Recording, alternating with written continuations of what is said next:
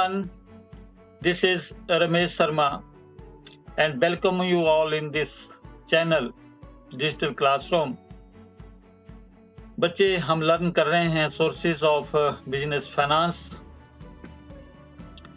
And last videos में हमने learn किया था different sources of business finance, equity shares, preference shares, factoring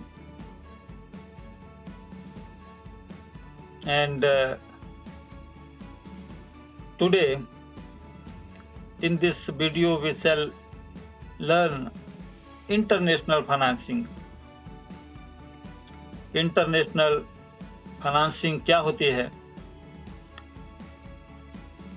इससे पहले इंटरनेशनल फाइनेंसिंग जो है, जो हमने सोर्सेज ऑफ बिजनेस फाइनेंस पहले पढ़े, that were very much related to in our Indian concept only, and जो international sources of business finance हैं वो थोड़ा इससे हटके हैं एंड वो किसी फॉरेन नेशन से मतलब रिलेट करते हैं. बच्चे सिंस 1991 से पहले हमारे जो इकोनॉमिक एक्टिविटीज थी वो that were very much restricted in the boundaries of our own nations only, but after reforms 1991 में एक सम्मेलन हुआ जिसमें बहुत सारी कंट्रीज ने हिस्सा लिया एंड उसमें डिसाइड किया गया कि हम इंटरनेशनली जो कैपिटल है उसका एक्सचेंज करना, गुड्स का एक्सचेंज करना, प्रोडक्ट का एक्सचेंज करना, एक देश से दूसरे देश को जो वस्तुएं हैं उनका आयात और निर्यात और उनका जो सीमा शुल्क संबंधी जो नीतियां हैं उनके ऊपर जो है वो चर्चा हुई 1991 में. वर्ल्ड ट्रेड ऑर्गेनाइजेशन करके एक समिट हुई थी.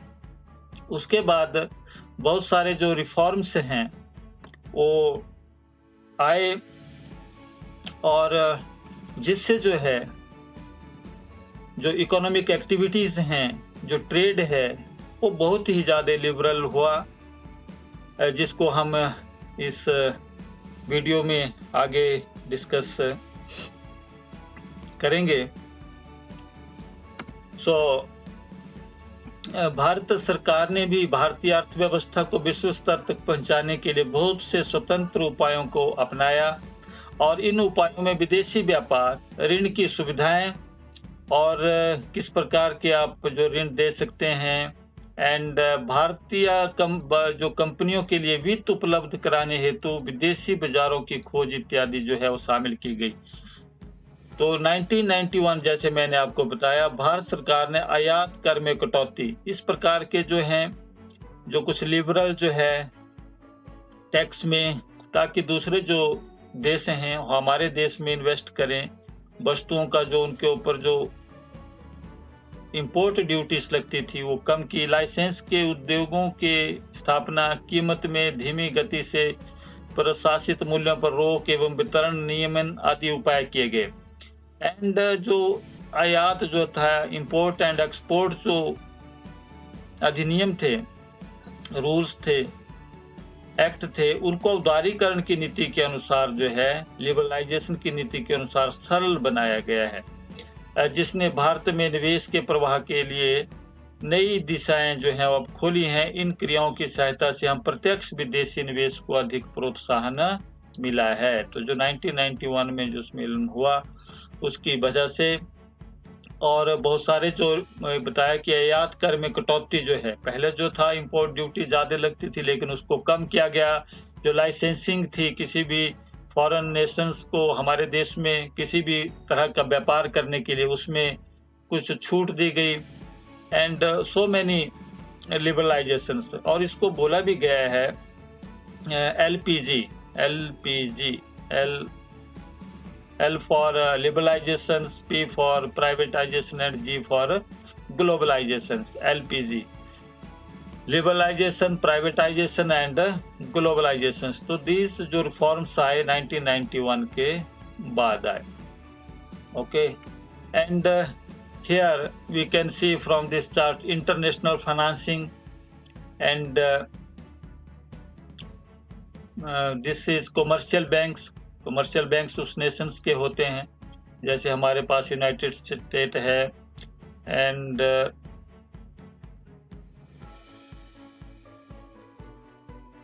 यूनाइटेड स्टेट्स के बाद हमारे पास यहाँ पर मान लीजिए यूके है, इनके अपने कमर्शियल उससे रिलेटेड है, USA, UK and other European countries से related. These banks are situated in their countries only, but they are also known as commercial banks हैं, वो भी इसमें करते हैं, दूसरी कंट्रीज में इन्वेस्टमेंट करते हैं एंड उनको भी उसी तरह की जो फैसिलिटीज हैं, बेनिफिट्स हैं जो हमारे यहाँ मिलते हैं। And international agencies and development banks and international capital market, जिसमें फॉरेन करेंसी कन्वर्टेबल बॉन्ड्स है, IDR इंडियन डिपॉजिटरी रिसीट्स है, अमेरिकन डिपॉजिटरी रिसीट्स हैं एंड ग्लोबल डिपॉजिटरी रिसीट्स हैं, जिनको हम अभी लेटर पढ़ेंगे।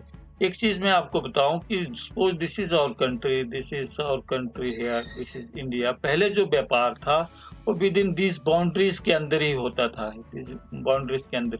बट नाउ क्या है कि जो बाहर से बहुत सारे जो देश हैं, अब वो मिलकर हमारे देश में USA, UK and other countries जब मिलकर इसको करते हैं तो ग्लोबलाइजेशन बन जाता है। And this is I told you LPG, liberalisation, privatisation and globalisation.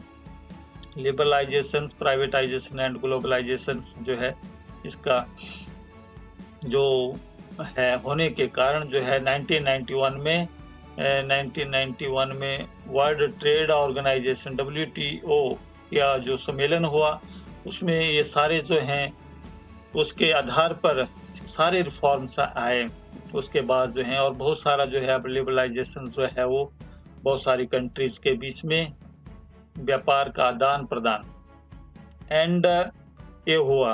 Okay,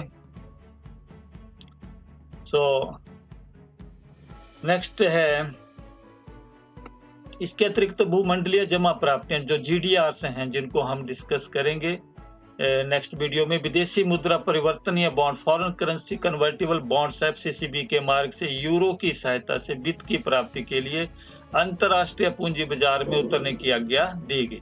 परिणाम स्वरूप भारत में भूमंडलीय जमा प्राप्तियां जो GDRs थी, अमेरिकन जमा प्राप्तियां, अमेरिकन डिपॉजिटरी रिसीट्स थी ADRs एंड विदेशी फॉरेन डायरेक्ट इन्वेस्टमेंट्स FDI द्वारा वित्त की प्राप्ति हुई। And this are some of its types. बच्चे, जिस तरह हम यहाँ पर शेयर्स एंड डिवेंचर्स की बात की, में हमने प्रेफरेंस शेयर्स की बात की, उसी तरह GDRs एंड ADRs हैं। जैसे हमें जो फॉरेनर जो अंतर्राष्ट्रीय पूंजी जो है उसको एकत्रित करने के लिए, अपने देश में लाने के लिए, हम या वहाँ पर इन्वेस्टमेंट करने के लिए, उसी तरह जो है ADRs एंड GDRs में इन्वेस्टमेंट की जाती है, जिसको हम नेक्स्ट वीडियो में लेने वाले हैं। भारतीय कंपनियों ने इसमें जो GDR है, देखिए $7 अरब के लगभग पूंजी जुटाई है। BSNL ने इसके माध्यम से $527 करोड़ एंड MTL ने $418 करोड़ एंड अशोका लेलैंड ने 137.7 करोड़ रुपए जो है इसमें जो लगाया, इसमें अर्जित किए, इसमें इतनी पूंजी जुटाई गई। एंड GDR एक रसीद अथवा प्रमाण पत्र के रूप में निर्गमित की जाती है या भारत के बाहर ओवरसीज डिपॉजिटरी बैंक्स द्वारा बनाई जाती है तथा निवासी निवेशकों को निर्गमित करने वाली कंपनी के समतांशों एवं विदेशी मुद्रा परिवर्तनीय ऋण पत्रों, फॉरेन करेंसी कन्वर्टिबल डिवेंचर्स के विरुद्ध दी जाती है। ओवरसीज डिपॉजिटरी बैंक जो है जारी करने वाली कंपनी द्वारा अधिकृत बैंक है, जो इसके समतांशों अथवा विदेशी मुद्रा परिवर्तन ऋण के विरुद्ध भूमंडलीय जमा रसीदें जारी करता है। तो these are called domestic Australian banks के स्पोर्ट कर दिए जाते हैं। तो this is but about international financing, और इसमें जो हमने बात की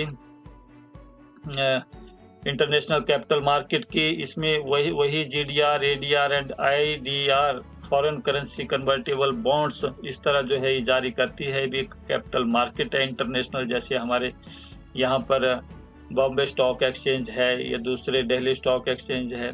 इसी तरह this is also a type of exchange we can say. So next video में हम one by one this will discuss what is GDR, what is ADR and what is IDR and what is foreign currency convertible bonds. We'll learn in the next video.